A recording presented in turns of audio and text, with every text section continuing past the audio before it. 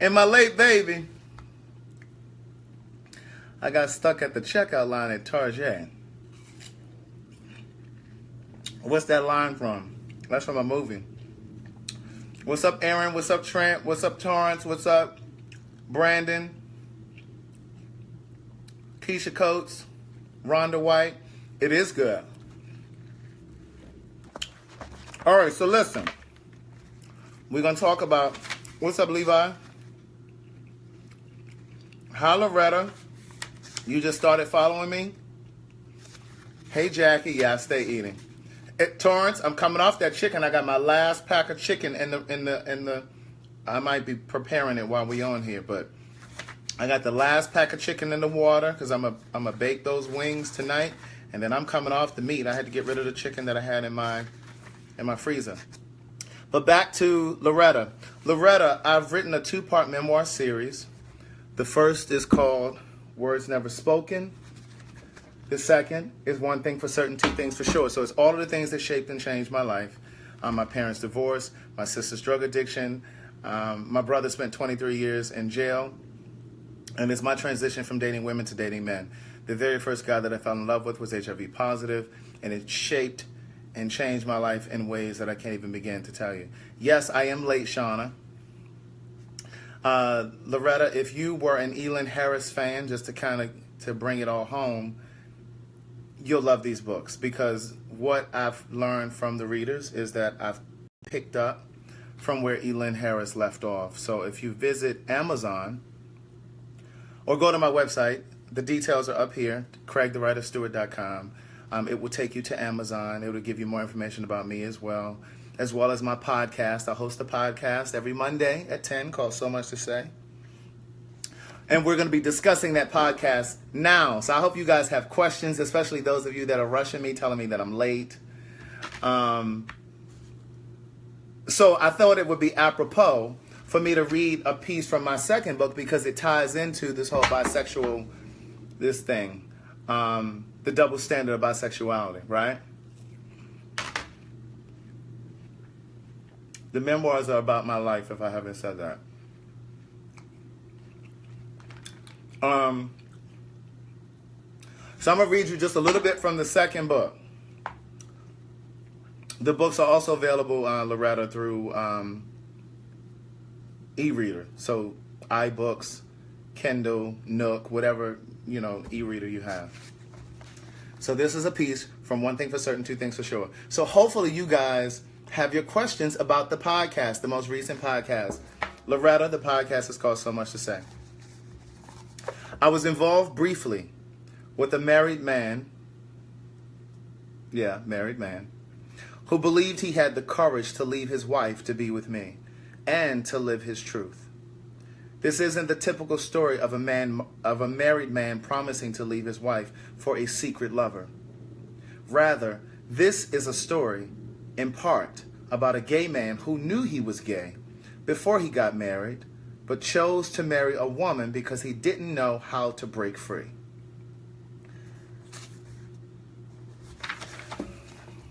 Hold on. Let me just read it in sequence. Rocky and I met on a gay social media site 3 months after I returned to the East Coast to live, and just 11 months after he was married. At the time we met, he was living and working in Dubai as a contractor for the government on a military base, while his wife was stationed in Tallahassee, Florida, where they had a home. In one of the first messages he sent me, Rocky shared that he was married, but that he had regrets. He explained that he had come out to his mother and siblings when he was 18 years old. He sat them down one day in the family room and told them he was gay. But his mother struggled with the truth. In fact, the stress of Rocky coming out of the closet caused his mother's hair to fall out. Nevertheless, his first gay relationship ensued and lasted for 10 years, but out of his family's sight in another state. With his decade-long relationship ending, Rocky accepted a job in the Middle East. It was in Afghanistan that he met his wife. That's the problem with when I eat and then try to read. A high-ranking officer in the military. Although he and his wife dated for 4 years before marrying, Rocky said that he was still romantically involved with men during the course of their engagement because his soon-to-be wife was a virgin. Rocky thought he would be able to quell his attraction to men once he began having sex with his wife. However, one of the men he dated, for 2 of the 4 years that he and his fiancée were together, advised him against getting married because he had once been married himself. And he knew firsthand how Rocky's story would play out. He told Rocky that over time he would no longer be able to perform sexually. But Rocky ignored his advice and chose to get married with the hope that he could manage his desires for men. Rocky had been molested as a child, so he was convinced that his molestation was the reason he was conflicted sexually, and he convinced his wife to believe the same. He believed God had answered his prayers by sending him a woman who could see beyond his past and accept him fully. However, Rocky hadn't been completely forthcoming with his wife about his relationships with men, and his past wasn't really in the past. Frankly, his future wife had no knowledge about his partner of 10 years, who was also once married, or the 3 children that Rocky helped him raise. Less than a year into his marriage, Rocky began to realize that the day would eventually come when he would leave his marriage because he fantasized about being with one man long term. But leaving his wife was never of urgent concern because he had yet to meet a man he cared enough about to walk away from his marriage. Instead, he would simply live on the periphery of the gay and straight worlds, bobbing and weaving between the two. 1 month after Rocky and I began communicating over Skype, he started talking about leaving his wife for me. Rocky made a teary confession that if we had met first, he would never have gotten married. Today, he's still locked in that marriage, pretending to be happy, pretending he isn't gay, even posting pictures on Facebook with his wife to maintain the illusion because he fears disappointing his family by living in the light. Rocky was a world away from me on the other side of the globe, so there was no immediate concern that I would or even could get tangled in his web of confusion because we were just chatting innocently, at least so I thought. We were separated by time and distance, but 6 months turned into 6 weeks, then 6 days quickly became 6 hours, 6 minutes, 6 seconds, until we met for the first time face-to-face at Baltimore Washington International Airport. I never had any intention of getting involved with a married man or living in my nevers, doing the things I said I would never do, such as participating in an abusive relationship, tolerating a cheating partner, or in this case, getting involved with someone who was already in a relationship. What I know for sure is the moment we begin negotiating our nevers and compromising our standards is the moment we begin living in our nevers. So that's a clip from the second book. So the latest podcast is The Double Standard. Oh, I'll wait for your applause. Thank you. Thank you. I appreciate. Please, you shouldn't. Please stop. Just stop. We have to start.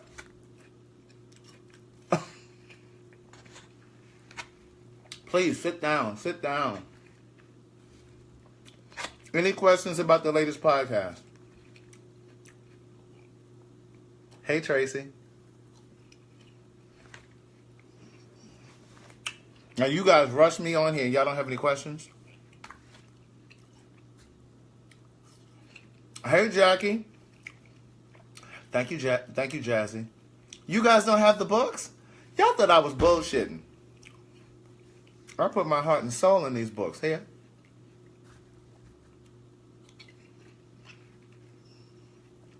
What y'all need, Oprah, to make it a book club selection? Before y'all really think it's serious? This watermelon is sweet. What was the top? What? Jackie, I don't know what that was. Here, Mel. Damn. This watermelon is sweet.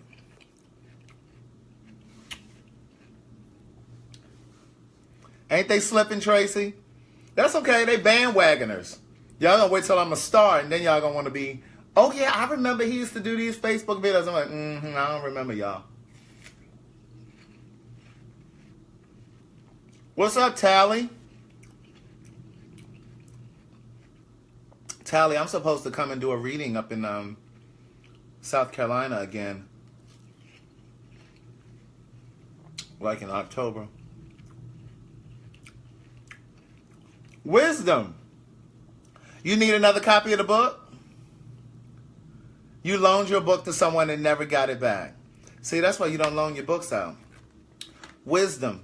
If you send me your email, I'm assuming you want a signed copy. So if you send me your email, the information is in the caption up here. Send me your email, and I'll send you a PayPal request or something like that. And then I'll ship it to you. I'll ship some books today. But if you just want a copy of the book, you can go to Amazon, or you can go straight from my website. Shut up, Bobby. I can eat in front of them. Okay, so Shauna says she wants to talk about straight men who enjoy anal play. So that's what the latest podcast is about. Listen, I just came from the gym. I need a little something, okay? Bobby, you got people agreeing with you. Okay, Wisdom, I'll keep an eye out for your email. Thank you. I appreciate it. Wisdom is down in Fort Lauderdale. See, I got readers everywhere. So those of you, Jackie, and the rest of y'all who slipping that don't have these books, got playing y'all style. So, on this latest podcast, I talked about, I had a straight guy, his girlfriend, and another straight female. And we talked about the double standard of bisexuality. We talked about how a woman can participate in a same gender loving relationship and move on to a relationship with a man and not be labeled as gay. In fact, people won't even second guess it and look back at it, right? But if a man, let's say for me, like, okay, I've been gay and you know, I'm gay and I've been dating men. And let's just say next year I tell you, oh, okay, look, I'm going to go ahead and date this woman. Y'all gonna be looking at me like, what? But he gay. Right? And then the people that know me will probably be thinking the same thing, but you're gay, like what you doing? Case in point.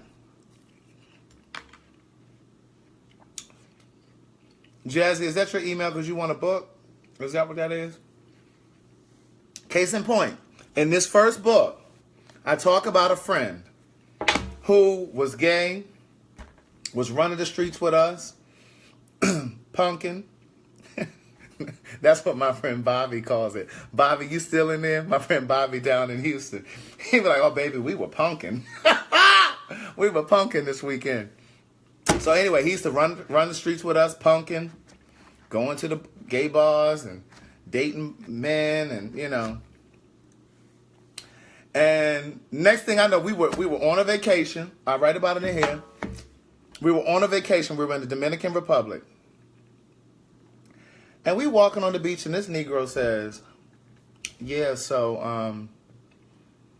I mean, we still all going to be friends and everything, but I'm about to start dating this girl that I work with.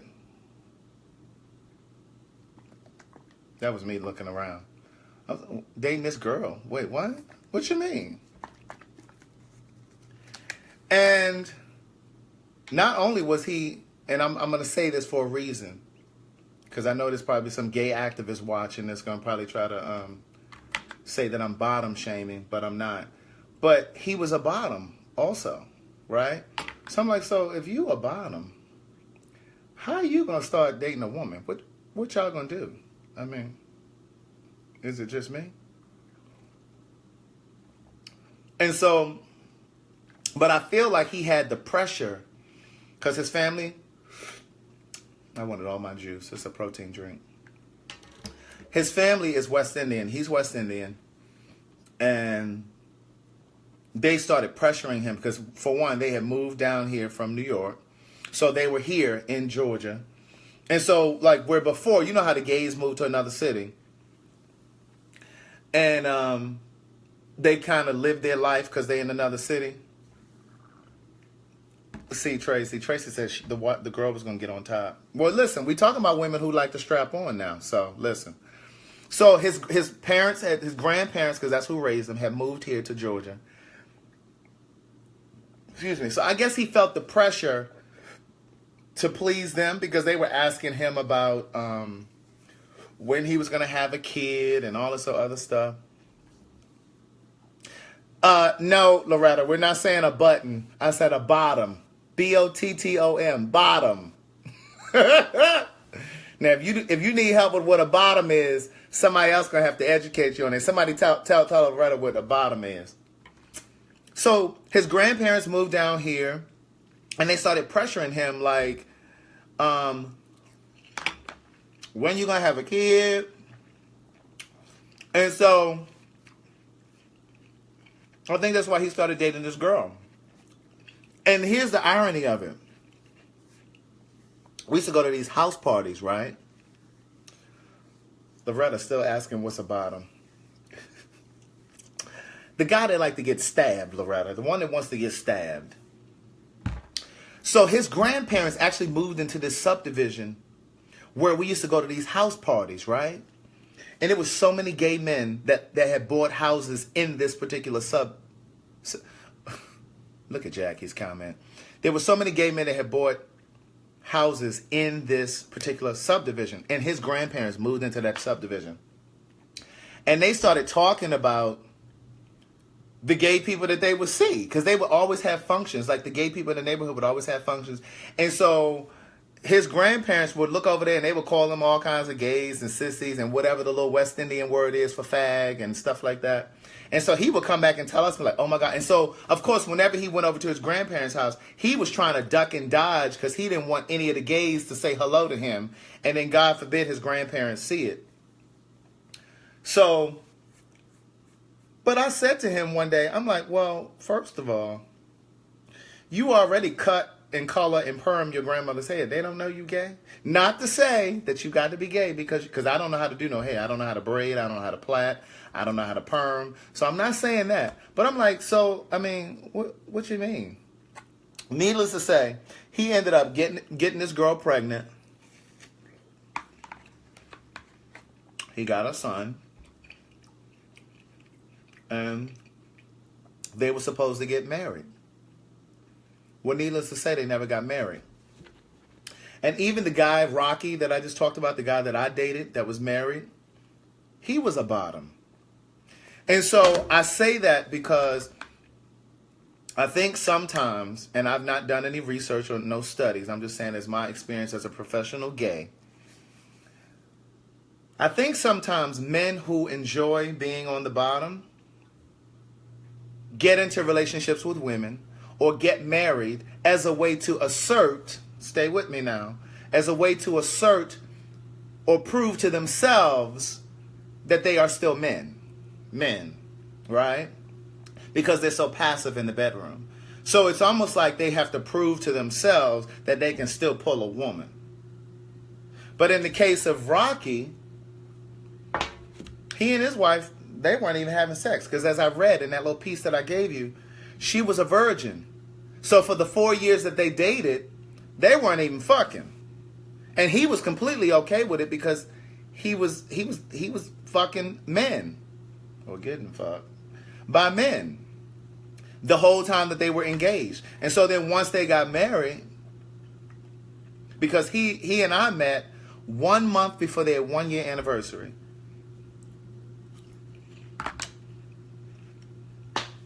And then here I come breaking shit up. And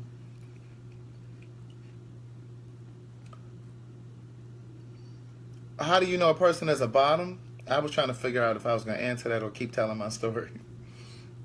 How do you know somebody is a bottom? Can you guys help Shauna? Help Shauna. A lot of people ask. I don't ask that because, see, let me tell you about me. You ain't got to tell me what you do sexually because I'm going to go after what I want. How you doing?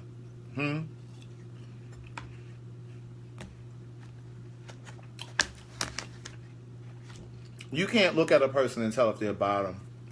A lot of times people assume that a guy that's really feminine is the bottom.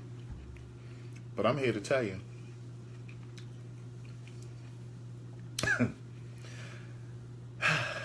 I done knocked down some of the most virile men.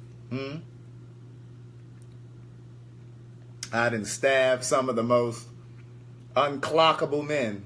Unclockable. There's your gay lingo word for the hour.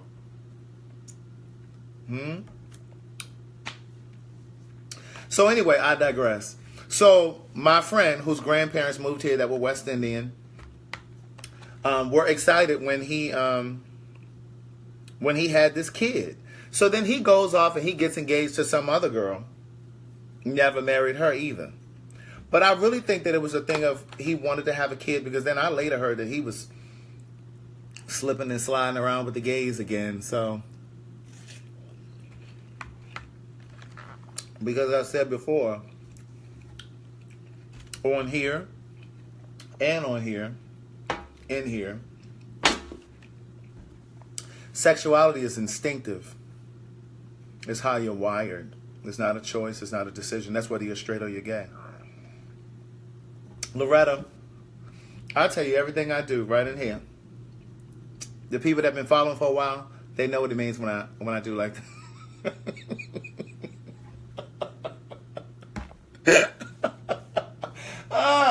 Oh, God. Okay, so listen. What questions do you guys have about the podcast now? Did you guys listen to the podcast? Somebody listened to it because I'm telling you, I'm looking at the numbers. Let me look right now while I'm on here with y'all. Somebody watching because I'm looking at these numbers. And y'all been watching, y'all listen to this podcast. Did somebody tell Loretta what this means? No, I don't say what this is in the book. I say I've said this on the podcast.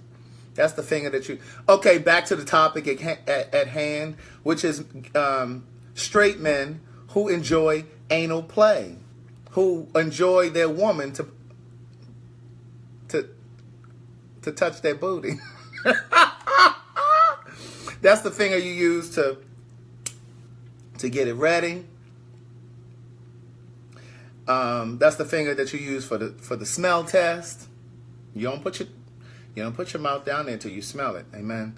Okay, here's a question. Why do black people have so many sexual hang-ups? And that goes back to what I was saying before. Like, why are we so gung-ho on putting people or compartmentalizing people, making people choose a specific box? Okay, remember the other day when I was on live and I was at a restaurant and I was with my friend Sharon and some people at the table. So one of the girls at the table, she's married to a woman. Her woman was the one sitting beside me, right? But the woman who I'm going to bring on the podcast, she said to me, she said, I'm not a lesbian. She said, I'm in a lesbian relationship, but I'm not a lesbian. What you know about that kind of distinction? Now, that was a distinction. Now, that was new on me, but I got what she was saying. She said, because I'm bisexual. She claims bisexuality. She said, because I'm with her and we're in a lesbian relationship, but I'm not a lesbian. She said, I want this relationship. They've been together 7 years. And see, I think part of the problem with us as a community is we think that bisexuality means non-committal. We think that because you're bisexual, that means that you can't commit to one person. No, that's not what that means. I used to believe that too. Well, that's not what that means. She said, I'm with her. This is who I'm with. I don't have any interest in being with anybody else. As long as this relationship works I'm here for it. She said, but if we stop being together, I don't know who I'm going to be with after this. She said, I can't say that I'm going to be with another woman. I may be with a man. That's bisexuality. Now, somebody listening to this podcast, because about 600 of y'all listened to that one. Now, where y'all at with these questions? Oh, wait a minute. Who was at work and was texting me saying they had to work tonight? And was like, you late. Where you at? Let me see what cities y'all in listening to this podcast. Because see, y'all playing. See, I got the demographics. Let me look at this. Yeah, Shauna did ask a question. No, I'm not bisexual. Yes, I dated women. See, that's the other thing that I talk about, too, in the first book. Just because you've dated women at one point in your life, no, that doesn't make you bisexual. That was just on the road to becoming gay. Not becoming gay, but living my truth, right? So I think that's just a part of the transition of coming into your own, of living in your truth, you know? So that's why I've said before, I've said at book signings, I've said on panel discussions, at some point, we've all been DL. You know what I'm saying? But eventually you have that moment of clarity. You have that moment of truth. I live out now. I live my life out. But bisexuality is like when you go in between the two. Excuse me, consistently. I had a friend when I first came into this community. Because I don't say come into this lifestyle. A lot of y'all gays be talking about lifestyle. A lifestyle is a choice. Those are words that that make people believe that you have some control over it.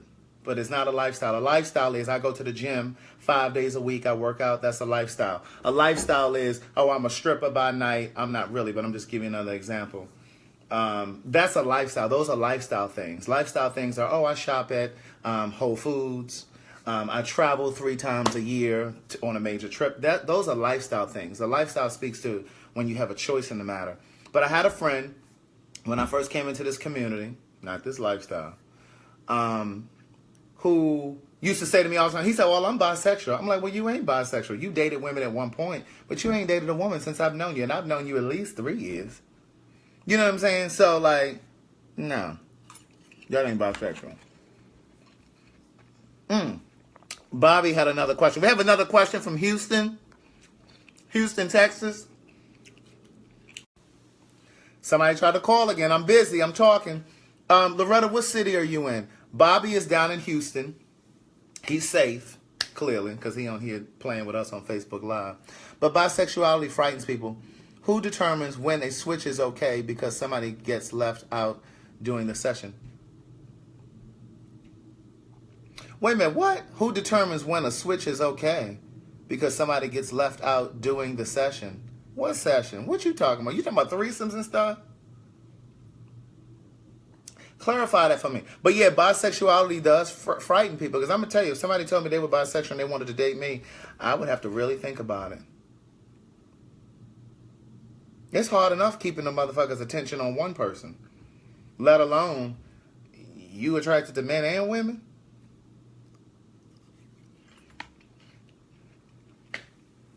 I don't know.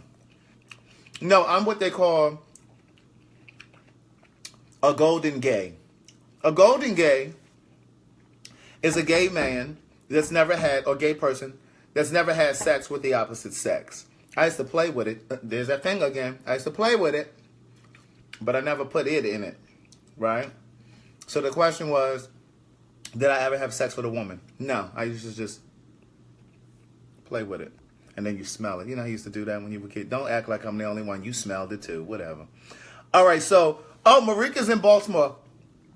Oh, so next week, Marika is going to be on the podcast next week. Next week, we're talking about we're talking about all that gun violence up there in Baltimore. Folk getting shot and killed and stuff. Who else? Oh, Loretta, you're in Jacksonville. Okay. Bobby, I still need clarity on your question. I don't think sexuality at all is a lifestyle. Being straight is not a lifestyle. Being bisexual is not a lifestyle. Sexuality, period, I believe, is just how we're wired. It's not a choice. It's not a decision. It's just a part of who you are. Like, you don't choose your sexuality. Like, I don't choose my skin color, my height, my hair, my eye color. Those are things that are indigenous to you.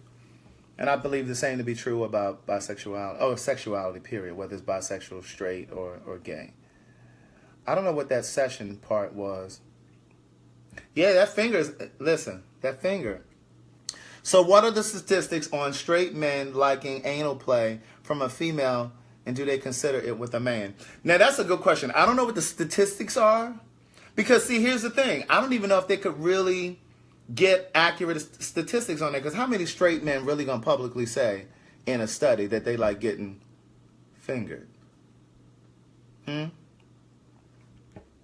Some straight men don't even like to admit to the women that they're with that they enjoy anal play. But what I said in the video earlier, and I said on the podcast, and I'll say now, just because a man enjoys anal play with a woman doesn't mean he wants anal play from me or another man. I don't think that because he's stimulated sexually. Because remember, the man's G-spot, all men, the G-spot is in the ass. So even for the gay men who, you know, be wincing because you touch their booty and just whatever, be acting like they don't want to, it was like, well, that's where your spot is, so hold still. Stay still. Let me touch it. Oh, so why can't we just date them both and make you happy? Date both of who? Men and women? But this is what I want to say about bisexuality as well. Because, you know, women can get on TV and talk about how they've been with other women. Look at the Housewives of Atlanta. Candy sat right on TV and talked about playing around with Portia, and her husband was sitting right there. Let a straight man get on TV talking about he was playing around with me. What? He can be gay. According to them. Jocelyn on Love and Hip Hop. I've never seen these shows, but I'm awake enough to know what's happening. Jocelyn having sex with women. But she just had a kid with Stevie J. Like, come on now. Seriously? But in the podcast that you guys listen to, and some of you will listen to, about bisexuality, the one that just went up this past Monday, one of the females on the podcast talked about a man that she's been involved with sexually who enjoyed anal play. Not only did he enjoy anal play, he wanted her to strap on. She strapped on and stabbed him. Loretta, just so you stay with me, when I say stabbed, I mean she tapped him. And when I say tapped him, I mean she inserted him with the strap on. But not only did he want it from her, they had a threesome with a second man, and that man penetrated him as well with his dick. So yeah, so listen to that podcast. It's called The Double Standard of Bisexuality.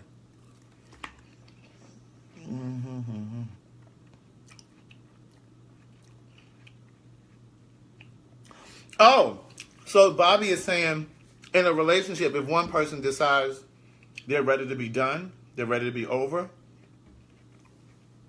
they're ready for a change, like if it's a bisexual person and they no longer want to be in that relationship, they want to be in a relationship with someone of the same sex or the opposite sex. I think that kind of speaks to my new realizations about relationships. I'm a relationship kind of person. I'm very relationship driven and oriented. I've been single now over 6 years because I'm just really clear now about what I need. And I've realized that in the past, in past relationships, not all of them, but in some of them, and I write about them in these books very candidly, I was confusing compromising with settling, right? I believe you do make certain compromises, but not compromising who you are and what you bring to the relationship. I can compromise on what we're going to have for dinner. I can compromise on what color we're going to paint the walls, what neighborhood, but I will never compromise on who I am. or compromise on the standards that I expect from you. I'm not going to lower the bar and make excuses. I used to make excuses for people in the past, thinking like, oh, well, it's a relationship and all relationships go through something. And everybody's going to, no, fuck that. You need to bring to the table what I bring to the table. So I think that as far as relationships go, I think we stay in relationships longer than we should, if that makes sense. Because I think everything has an expiration. Because even if you stay in this loving relationship for 20 years, bitch, somebody got to die. So it's always going to end. You understand what I'm saying? Like, it has to end. So even if it ends from death, or because I decide, you know what, this isn't what I want anymore. My chi is not really getting what it needs. My chi.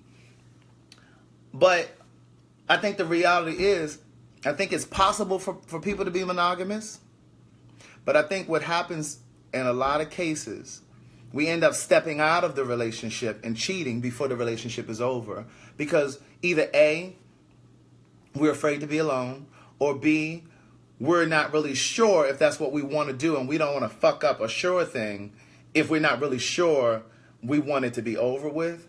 And so we'll kind of stay in it and then end up just making a mess of it, because undoubtedly everything done in the dark comes to the light. The person finds out that you cheated, or you get really sloppy, or whatever happens. But I believe our ability to be monogamous sometimes expires, sometimes runs out before the relationship ends. Excuse me. So I'm going to say that again because I kind of belched all through it. But I think sometimes our ability to be monogamous expires before the relationship ends. So in other words, if we're together for 10 years, my ability to be monogamous in that particular relationship may run out after 7. And so we end up staying together for 10 years, but those last 3 years, I'm cheating and carrying on. Like, my ability to be monogamous ran out. So why the fuck didn't I leave at 7 years? Why are you still holding on? But then sometimes when a person cheats, when it's isolated, it's not always a sign that the relationship should be over. And I think sometimes that's when the work needs to happen. You got to dig your feet down in the dirt and really make it work, because that could really be the beginning of your relationship flourishing and growing to a new height, new level. But you have to determine that. You have to determine that. I told y'all earlier, listen, I don't think I'm the motherfucker that could work through that. Because, see, every time I call your phone and that shit rings and goes to voicemail, it's going to be a problem. Let me see these next questions. Y'all silly. I'm reading y'all question. It makes you wonder who introduced him to it. Yeah, I wonder who introduced this guy to wanting to be penetrated. That's a good question. And here's the other thing. This is completely off topic, but while I'm thinking about it, you know how there's this this animus relationship a lot of times between straight men and gay men. Like, there seems like it feels sometimes like, as a gay person, that we're the enemy of straight men. Like, there's this animosity coming from them. But what I had to realize was, because most people used to say, well, what they got to do with who you sleeping with, and why does it bother them so badly? What I've learned is that in some cases, not all, but in some cases, when a straight man has issues with a gay man, it's not just that he has issues with his own sexuality. That's one prong. But another prong is sometimes that man has been molested as a child by a gay person, and so now he has this rage against all gay people. And he may not ever speak about it because there's a level of shame of being touched or molested by someone of the same sex. Let me keep reading your questions. So do I think who's gay, Aaron? The guy that's in the threesome that let the girl stab him with the what's the thing called? It ain't a dildo. A strap on. And then, but I don't think he's gay. I think he's bisexual, because that man also tapped him. And then, she said he had sucked his dick. You need to listen to the podcast if you haven't listened to it. Like, she talks very openly about it. But he would never admit to her. He wouldn't even claim bisexuality. She sat there and watched him get fucked and suck this man's dick. So, like, how you not bisexual at least? But again, that speaks to, like, social norms like in this culture, and then when you break the culture down further to the black community, we just have issues with sexuality. When I tell you people are really trying to call me tonight, the video stopped right there. Didn't you see that?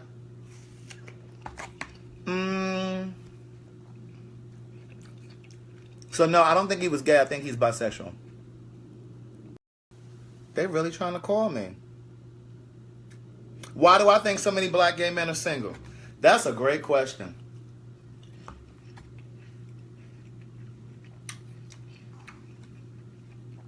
I might need to break out my I stopped at the store and got me my 2 favorite bottles of wine.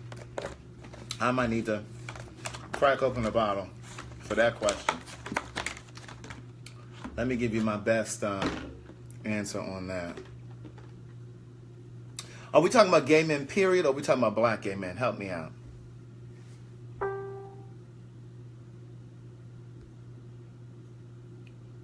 But I also think that sometimes a person, male or female, can be so sexually freaky that they'll be willing to try anything. You know what I'm saying? That they're not bound by labels and titles like that. They're just a freak. Why do you think so many black gay men? You did say black gay men. Okay. There is not one specific answer. I think there are several answers. The ones that come to mind for me first, I'll give you me. There was a time in my life that I was single because, one, I had to reconcile my sexuality with my spiritual beliefs. That's why now when I talk, and you hear me talk about different things, even writing in the book, I've divorced myself from this idea of church and religion as a system, because I believe church and religion are here. God is here. I'm very much so connected to God. Like I pray every single night on my knees.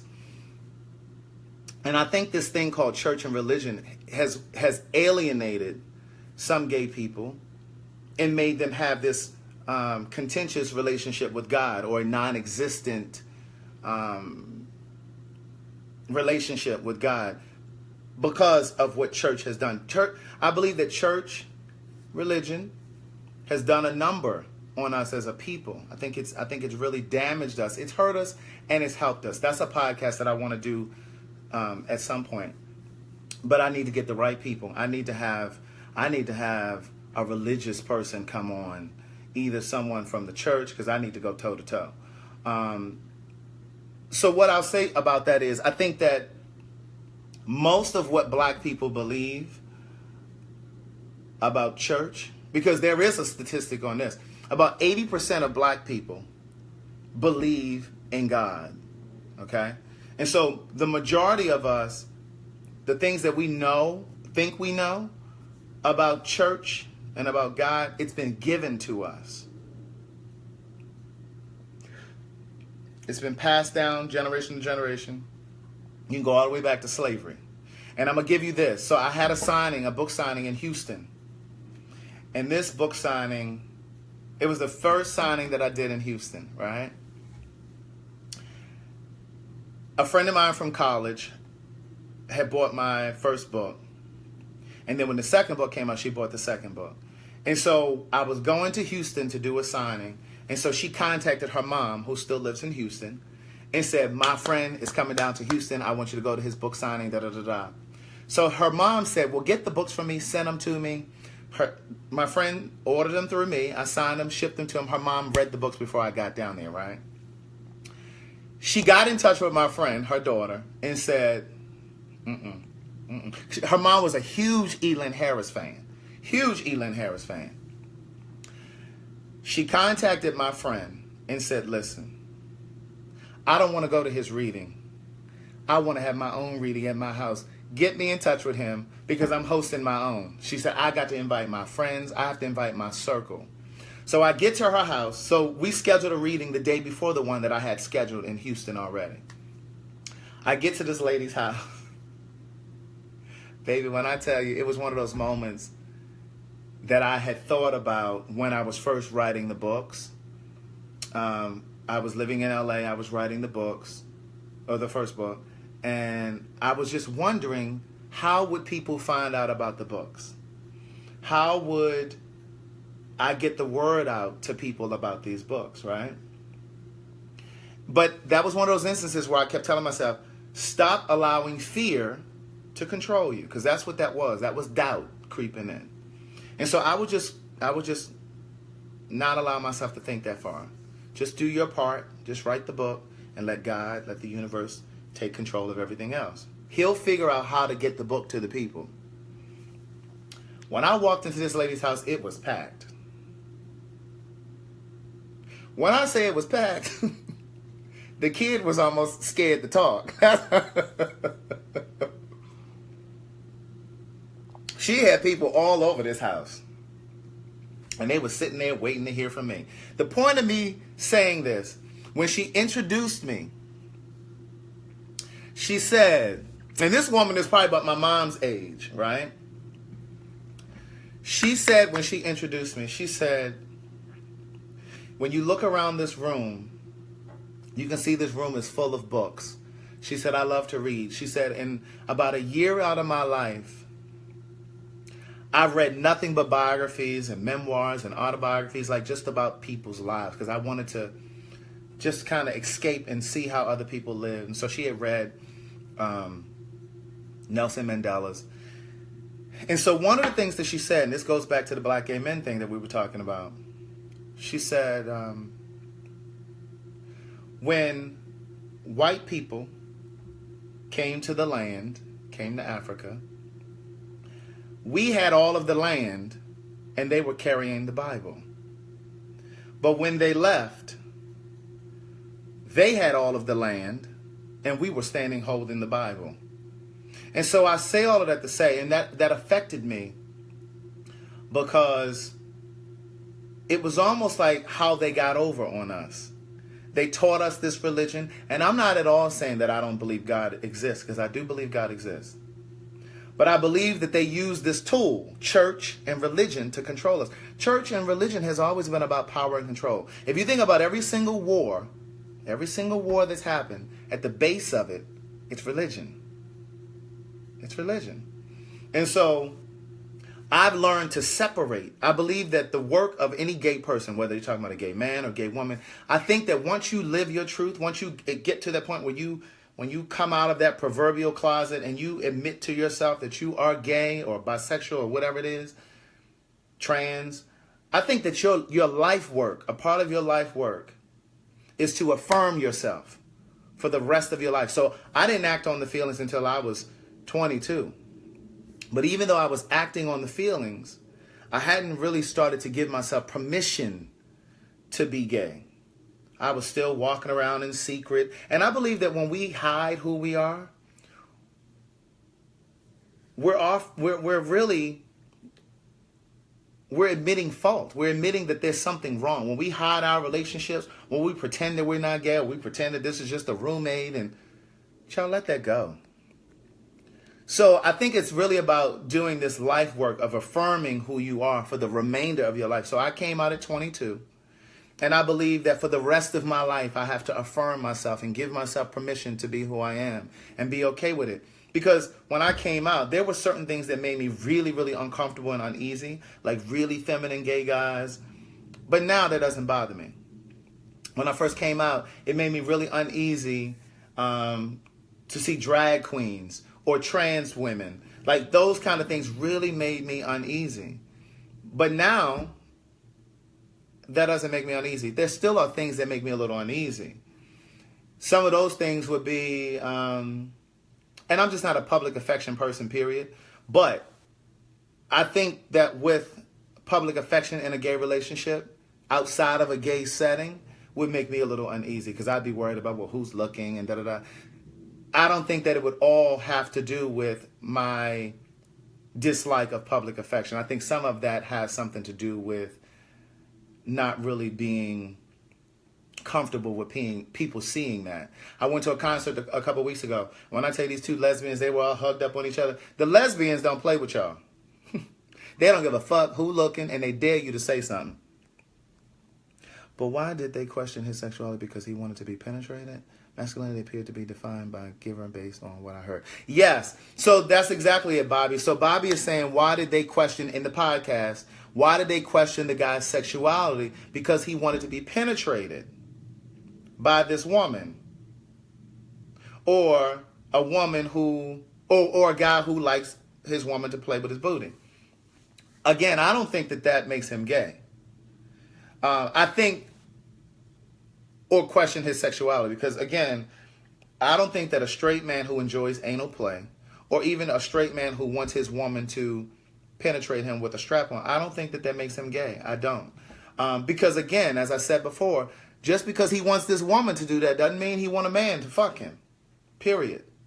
But in the case of the story on the podcast where the girl had the threesome with the two guys, the guy who allowed the other guy to penetrate him, I do believe he's bisexual. He doesn't even claim bisexual.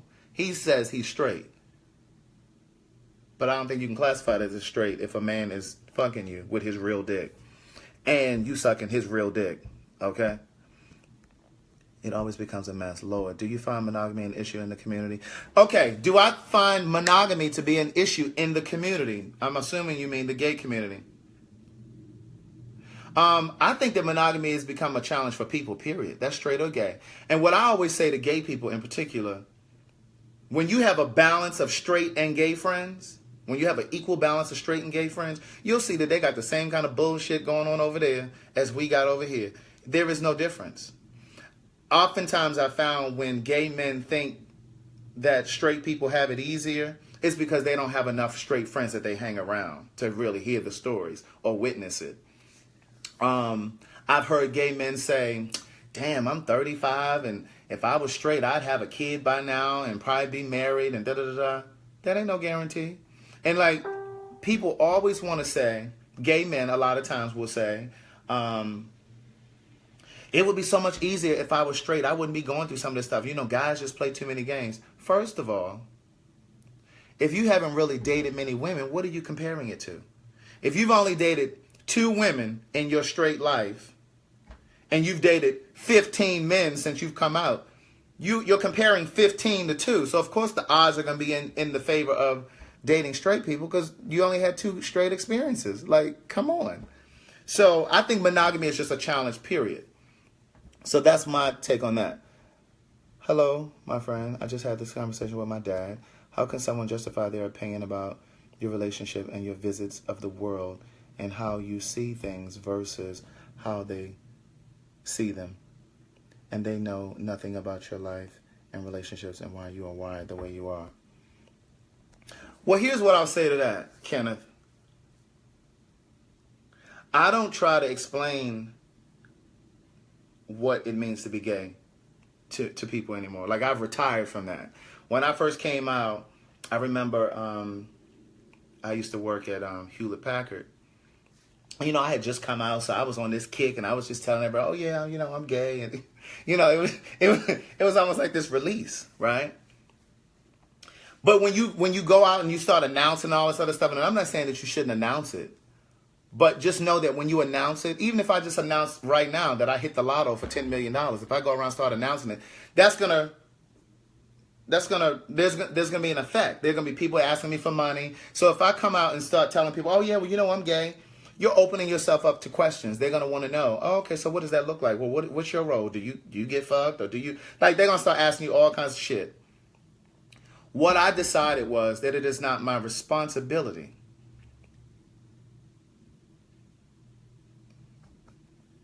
It was a belch, sorry.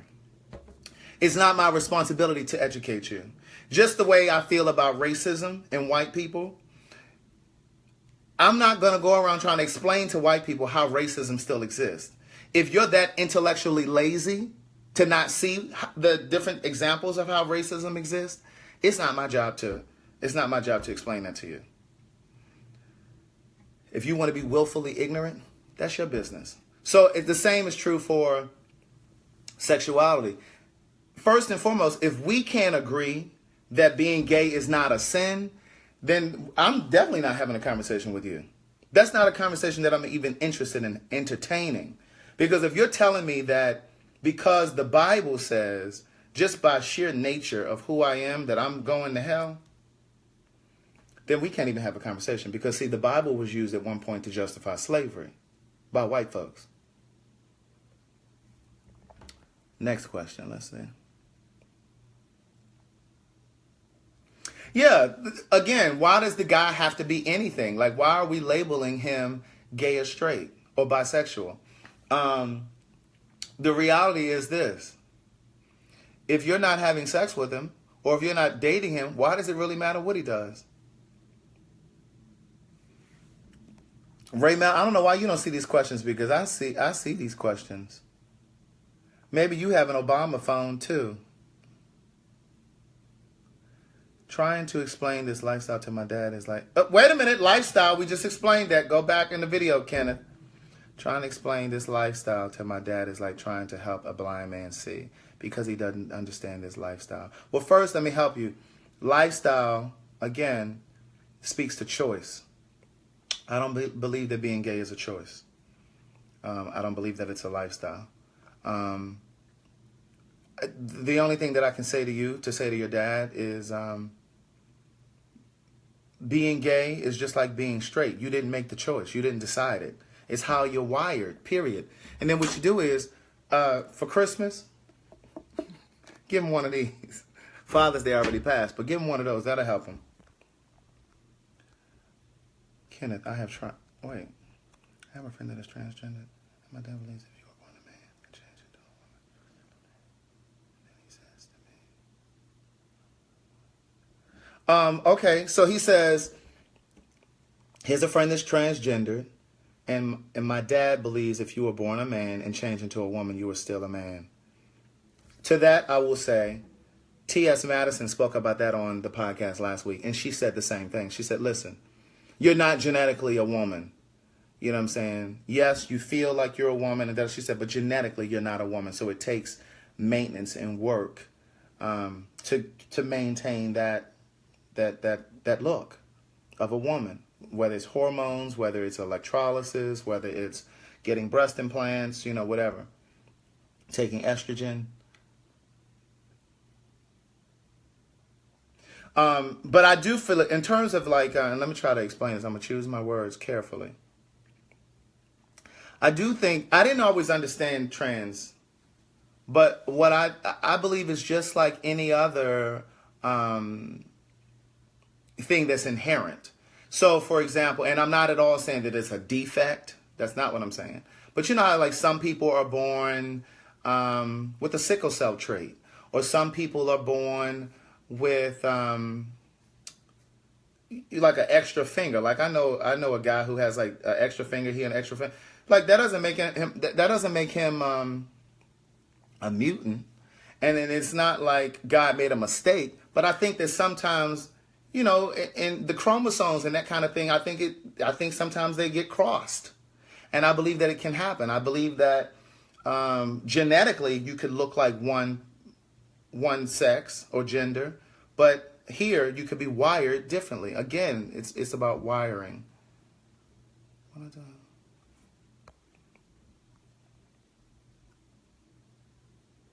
But didn't you say the other man too? I don't know what that was. Yeah, I just answered your questions, Kenneth, so hopefully you're still there. A lot of men feel that as long as another woman is present in the bedroom. Oh, here's a good point. Anthony Brown out there in Houston. A lot of men feel that as long as another woman is present in the bedroom, no matter what happens, whether he's getting fucked or not, it is a heterosexual experience. And I believe that that's part denial. I believe that it's a level of denial. Dating is terrible these days. Oh, thanks.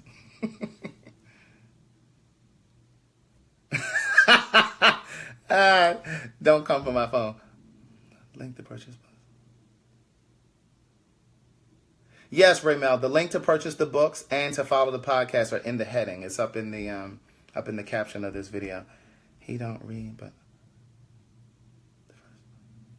yes, the first book is available in Audible. I didn't learn about sexuality in high school. I had no idea what being gay, bisexual, trans was because I wasn't exposed to it, and my dad absolutely never talked about anything like that. Most black folks don't even talk about sex, let alone sexuality. So that's a that's an area where we need some work. And just to elaborate a little bit more on my point that I was making earlier about how the church or how religion has hurt and helped us as a people. Because again, I'm separating God from religion and church. Religion and church, that's all about man. That's about man's control. At one time, religion and church was used to control black people. Now, religion and church are used by black people to control other black people. I said it, and I meant it.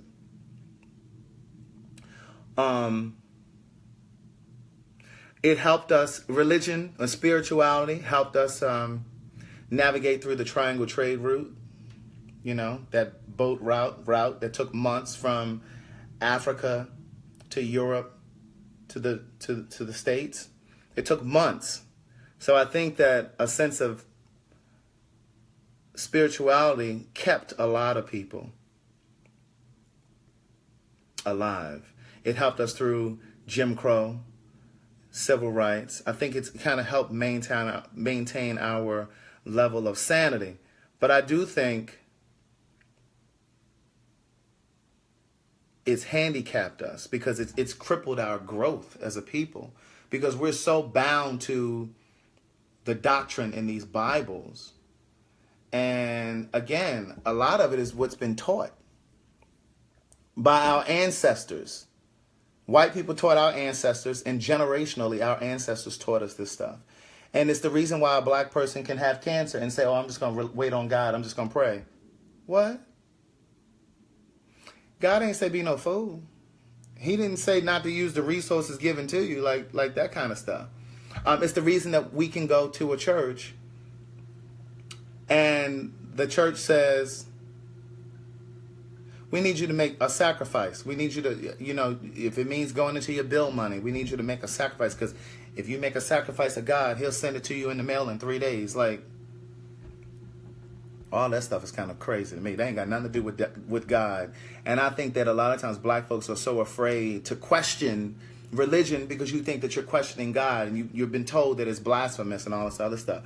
And Kenneth, ministers do understand this. Ministers, a lot of the ministers that preach, Eddie Long, one of them, a lot of these ministers that preach that stuff about gay people, they out there participating.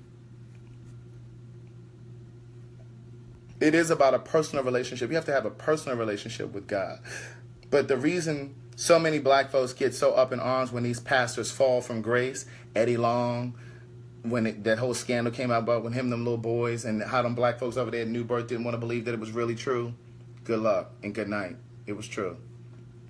Same thing. I've been hearing about Eddie Long since 2002. Okay, but he was the main one leading the marches about gay pride and gay weddings and all this other stuff. Same thing with James Cleveland. Some of y'all might not know who that is, but going back into the archives and Google him, he was another one, adopting all these little young boys and molesting them and stuff. But even in terms of straight pastors like Jamal Bryant, there was this huge scandal that happened several years where he impregnated some young girl, and they tried to sweep that under the rug. But, we knew what we knew. Organized religion and culture are brothers that no longer recognize one another. That's the issue. It seemed like I was going to say something a moment ago, and it went off my mind.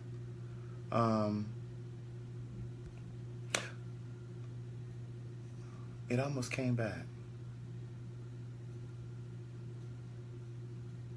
Oh, so I have read this article right after Eddie Long died. And in the article, it was talking about how some of the most educated and accomplished black people go to mega churches, which makes sense, because how else do they sustain all of that church without some of the wealthiest of black people attending?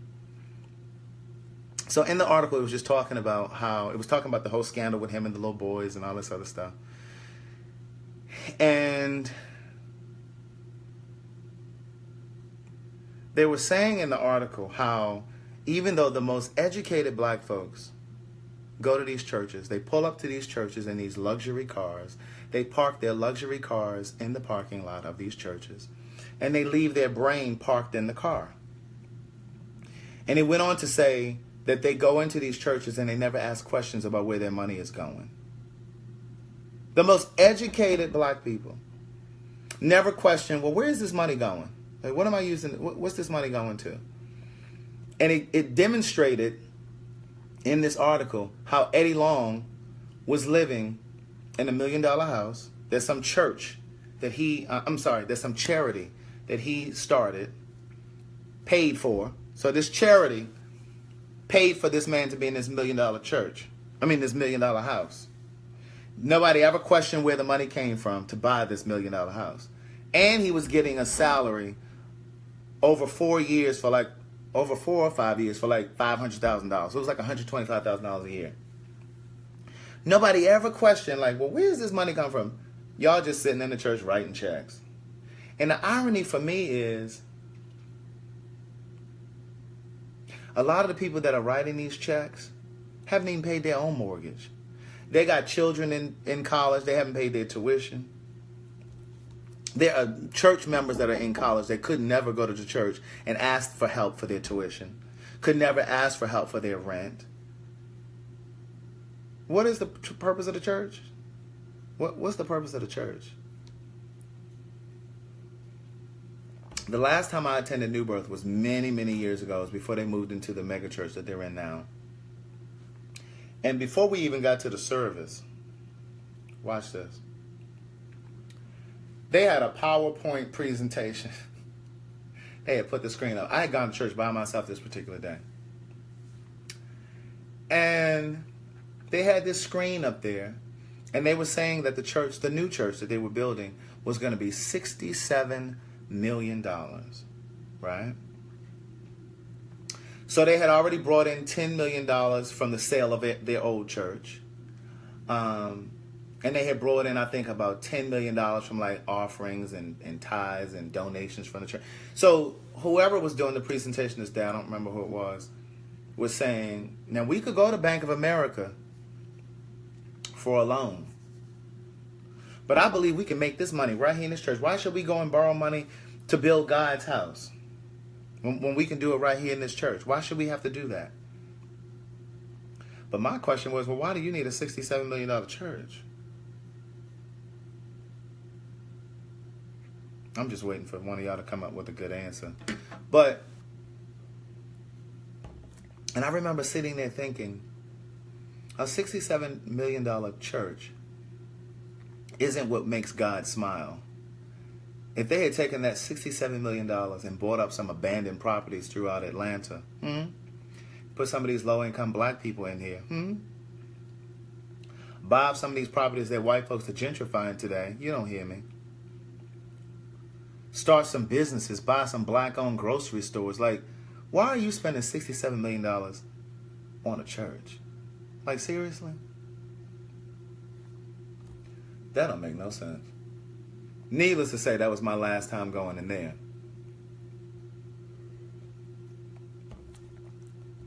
Yeah, $67 million will house many people, but what they could do is just do 3 services. Do an 8, a 10, and a noon. Good luck. So it was just ridiculous. So,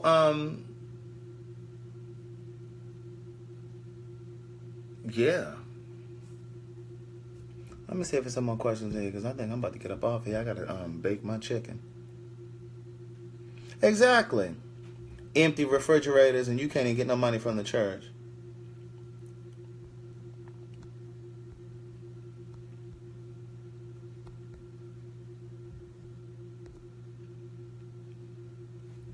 Yeah, it could have housed many homeless people.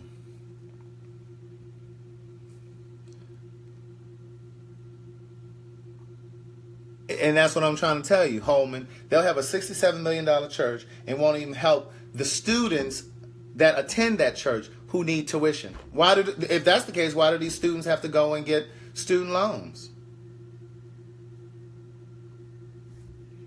Why not use that $67 million to send somebody to college? You know what I'm saying? Help one of them young entrepreneurs in the church start a business. So you don't have to go to the white bank to ask for money.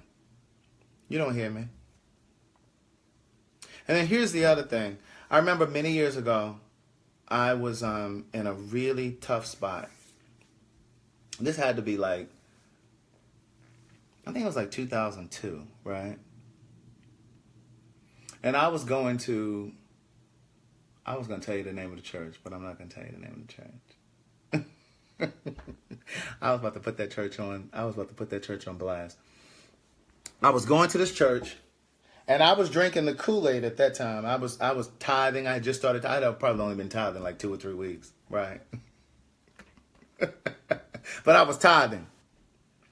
And so I had lost my job, and I remember I needed help paying my rent. And I talk about this a little bit in the book, the first book. But my mom at the time, she hadn't retired, and my mother was doing really well. And so every month, now this is in the book, every month my mother was putting like $2,000 in my account so I could pay my rent, I could pay whatever the hell I needed, right? But before I asked my mom, before I ever told my mom what was going on, I'm very resourceful. So what I would do is I found like local agencies here in Atlanta, and I'm sure it's in your city as well. There are organizations that will help pay your rent, right? You just call the United Way. Call 311 and ask them for rental assistance. They'll connect you with different agencies, and so that's going to bless somebody tonight. Amen. So call 311, call the United Way, and ask them for rental assistance. Or their agencies, and they'll ask for your zip code, blah, blah, blah. And you got to fight for hell to get the money. But you got to just keep calling them. I got my car, drove over there one day, knocked on the door. I need help. So they only pay your rent, though, once you're behind. You got to be behind in your rent. So I was trying to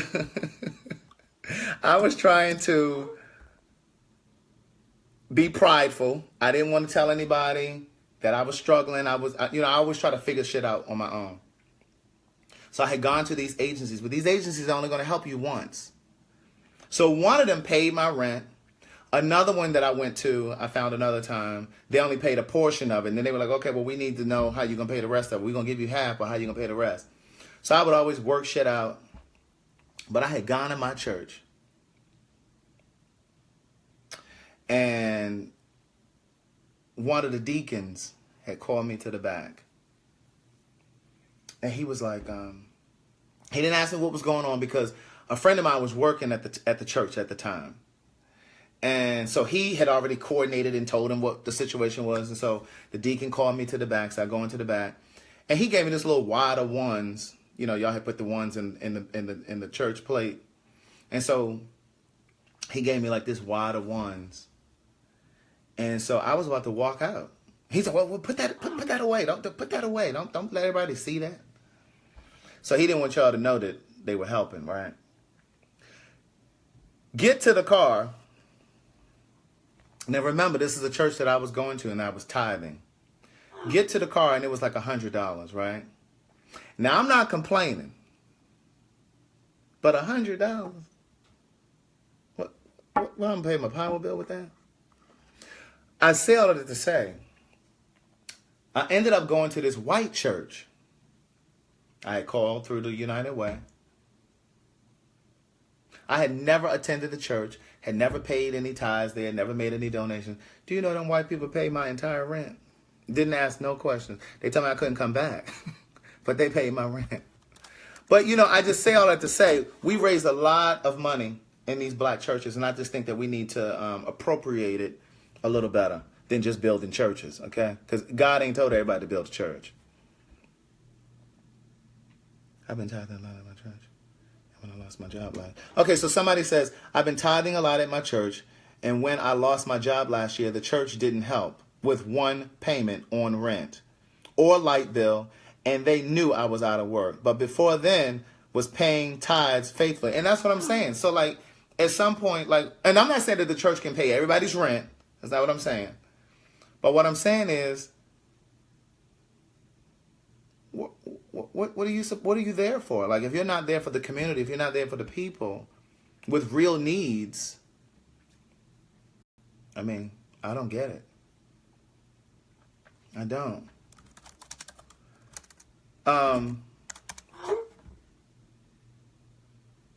So here's the other thing. I don't understand how some of you gay people go to these churches and let them call you all kinds of fags and say that y'all going to hell. Y'all need to stop that shit. Y'all need to stop letting them abuse you verbally, and then you pull out your money and put in that tithe off, or in that tithe plate, or whatever, or that offering plate. You know, I ain't been to church in a while. I'm talking about tithe plate. Y'all need to stop that foolishness.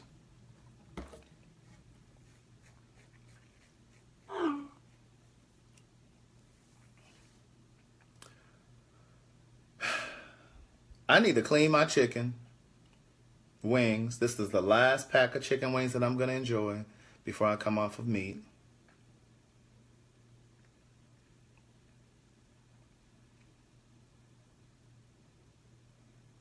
Oh yeah, they'll definitely tell people that you came and asked for the money. Are there any other questions? Any other questions from me? Any other or questions of me? Any more? Anybody else need some advice? I'm really good with advice. Bye, Loretta. Are you going to get the books, girl? What you got? What kind of? How you read your books? Do you read hard copies? I'm going pescatarian, Jackie. I'm from Maryland, so I'm going to still be eating chicken. I mean, I'm still going to be eating seafood. And then eventually I'm going to, I'm going to try to come off of seafood too. But right now, I'm just coming off of meat. I don't really eat beef anyway. Every blue moon I'll have a steak. But I've been making spaghetti with, in my lasagna, I use ground turkey. I've been using that for years. I have a little pork bacon from time to time. And every blue moon I have a little pork chop. I got some pork chops up in the freezer, so I got to cook those. But once this meat is gone out of my house, I'm not eating any more meat. I have been incorporating more plant-based meals. Like when I go out to eat and stuff, I've been finding different restaurants and incorporating more meals like that. I have a juicer. I'm going to start every morning with a juice. I'm going to do a variety of different things like spinach and kale and cucumbers and apples. And I'm going to just try different things. I'm going to start off with the thing every day, with the juice every day. And then I'm going to eat plant-based meals. Yes, so Loretta, if you're going to get a hard copy, send me an email. Or what you can do is just send your $25. Come on, church. Church. I don't hear y'all. Just send your $25 to the email address up there in the caption. And I will send you a signed copy of the book. The books. If you're buying just the first book, it's $25. If you're buying both, it's $36. You can send it through PayPal. Yes, I have a whole list in my phone of Whole Food places and different brands that I'm going to try. Because I'm even going to come off of dairy. Not right now because I don't want to overwhelm myself. Right now I'm just going to come off of meat. But eventually, okay, so Loretta, if you want both, just send $36 to my email address up there through PayPal. Hopefully you know how to do that. Or just send it through Google Wallet or one of them things like that. I'm going to eventually come off of dairy too. But right now I'm just coming off the meat. Look at LaTracy talking about what I'm fussing about now. Look at her. She like the little baby child that just want a little attention. Look at her coming in late. Girl, the conversation almost over. I'm about to log out. Thanks, Loretta. I appreciate it. And then I'm going to need your actual mailing address too so I can ship it to you. Kendra Brown, thank you. I appreciate it. I thank you for listening. But yeah, I'm going to check Whole Foods and I'm going to do all of that. I'm going to start going to Trader Joe's more. Carolyn, your book will arrive tomorrow morning. Yes, LaTracy, both books. There you go. Kenneth just put it down there. CraigTheWriterStewart.com. No, I haven't seen your weight loss journey story. Is it because you're vegan? or pescatarian or something. Thank you, Jackie. Jackie and I went to school together. She was hell on wheels in school. I'm just kidding. Hey, Victor. Oh, you were sleeping, LaTracy. Yes, Loretta. Inbox me your actual email address. I mean, your shipping address. Now, girl, you ain't got to email me your shipping address till you send that coin over here, okay? Send the coin and then send me your... send the coin. I got a power bill that I need to do. I need to pay. It's over here on this counter. So I'm going to send that. I'm going to pay it with that. Amen? Look at God. Who is this? Terrence. You said you saw me in New Orleans at Essence. Hi, Terrence. You don't have a profile picture, so I don't know who that is. Oh, yeah, if you're sending PayPal, thank you, Raymel. If you're sending the money through PayPal, you can put your address in the notes. So then you don't have to inbox me your mailing address. Okay? Holman, do you have both of my books? And where is Kenneth? You might need to order one for your father and just prop it up on his pillow at night so he can read it. Y'all crazy. Y'all crazy. Oh, we took a picture with the book, Terrence? Terrence, what city are you in? Oh, Lord, here go LaTracy. She get paid on Friday. Girl, I got to wait till Friday. What am I going to tell Georgia Power? I'm supposed to pay my bill. I'm supposed to pay my power bill. I got to tell him that you waiting until Friday?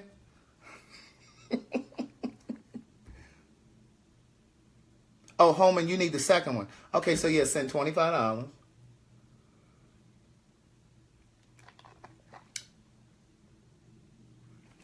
You're going to send via friends and family in PayPal because I don't need them taking no fee out of there. Amen?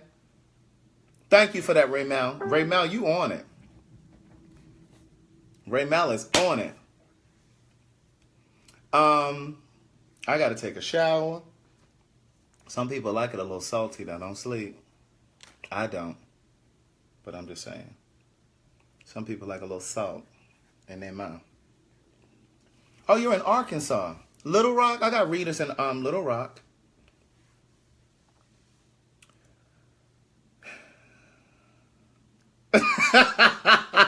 I'm laughing at Mary. Yeah, Raymel got me covered, baby. Wait a minute, LaTracy, you paying $3,000 rent? Where the hell you live? Shit, if you paying $3,000 rent, I'm going to need you to buy 10 books and give them out. Amen? Give them away like Oprah. You get a book. You get a book. Hey, did I tell you about this book? I don't take baths, LaTracy. I take showers. Who want to sit in that nasty dirt? Look at Shauna. $3,000.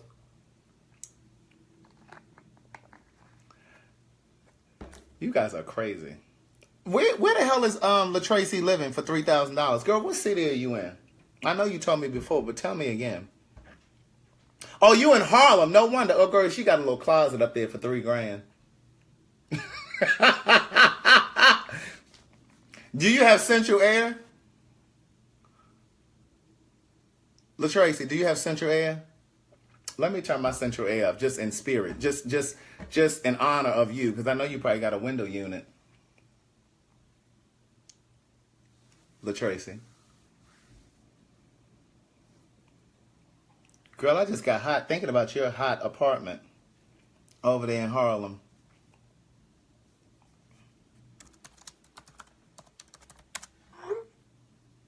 Thea Murphy. So I appreciate you guys listening to the podcast. I really, really do. So thank you guys for sharing it with people. Thank you for sharing it on your social media. I know she ain't got no damn... She said she got a 3-bedroom. Girl, we asked if you had central air. We ain't asked about how many bedrooms you had. Look at her circumnavigating the question. Circumnavigate. Circumnavigate. Girl, how much do you got air? That's what we asking. Or the building super controls the air. What you know about the building super? She said, and it's not hot, boo. But do you have air, girl? Do you have air? She still ain't answered that. Oh, that's because it's not as hot in New York now. The temperature went down. Because she still ain't got no AC.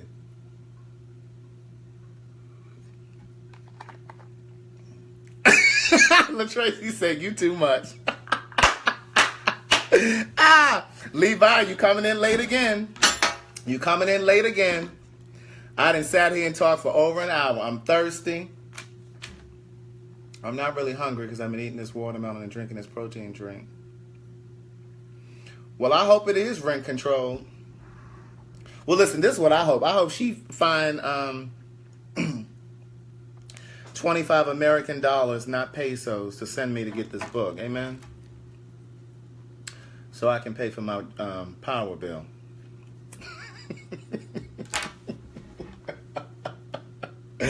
Y'all are crazy.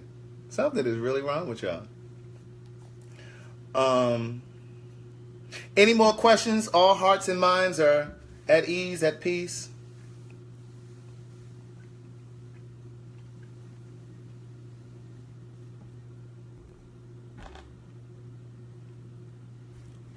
We're all at peace.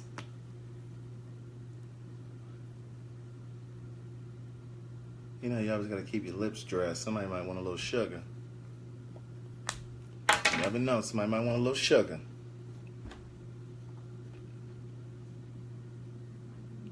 LaTracy says she got rent and car notes. Okay.